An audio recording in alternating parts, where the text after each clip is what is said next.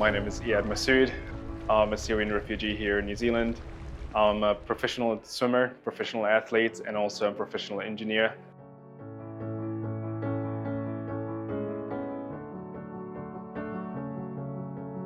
My parents made a call to relocate us as a family to Saudi Arabia. And then we managed to get away just when the problems started to occur. Ever since, we kind of missed our homes. We've missed our environment. We've missed that familiar place that we lived in and grew up in. But circumstances didn't allow for us to go back there again.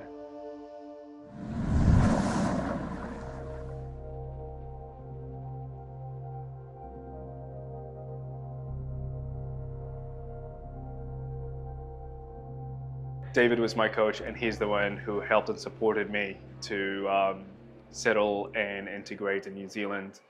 He recommended for me to stay here, and I looked into that option and considered it seriously, and then made the decision to apply for refugee status and seek asylum here in New Zealand. It took quite a bit to leave home and leave family and switch to New Zealand and settle in New Zealand.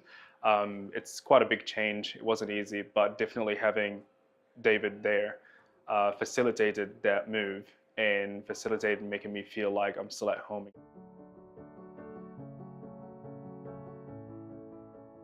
We enjoyed it when it snowed. We really had a lot of fun playing with the snow. A lot of cultural behavioral stuff that we used to do around winter, like there's certain foods that we used to eat, there's certain games that we used to play, certain stories that we used to tell, and robbing people, and particularly children, of that is extremely wrong in my eyes, because it used to be absolutely the essence of my memories in my childhood.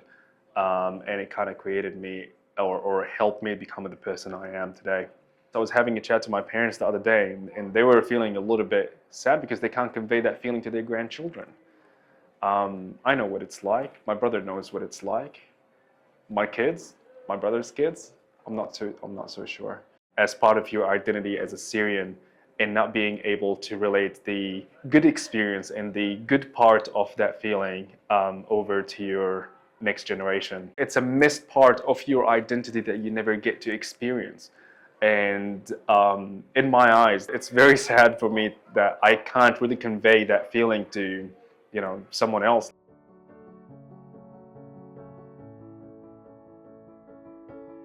I put a lot of other people in my shoes and realized that they would definitely need somebody to be there and support them along the way. And the UNHCR did that. So I was more than happy to be an ambassador, to send that idea and to send that message through to the people, to reach out. You're not alone. The UNHCR would definitely be there for you. UNHCR really support displaced people to maintain their identity. As a refugee in a new environment, you get a feeling of loneliness and not belonging, and you want somebody to help you to integrate into that new environment and to make sure that you still maintain your identity. And this is really crucial for a lot of people. I do feel at some point as a refugee, once you get to a place where you're able to give back to society, then it's probably your duty to jump in there and show initiative and take lead into accommodating for other people and helping them out through these tough times until they get to the other side of it.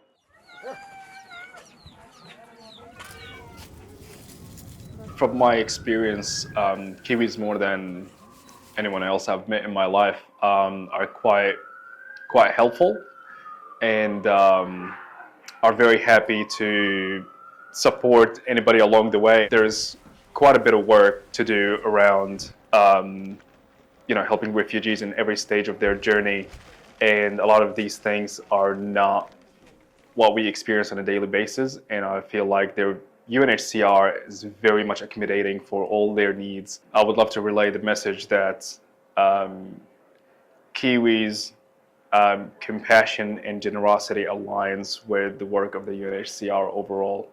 And I think there's no other people that I can see that are be most fit to help and support people around the world than Kiwis in general. Thanks everyone for supporting Aotearoa New Zealand for UNHCR. Your support is making a difference for those who need it the most.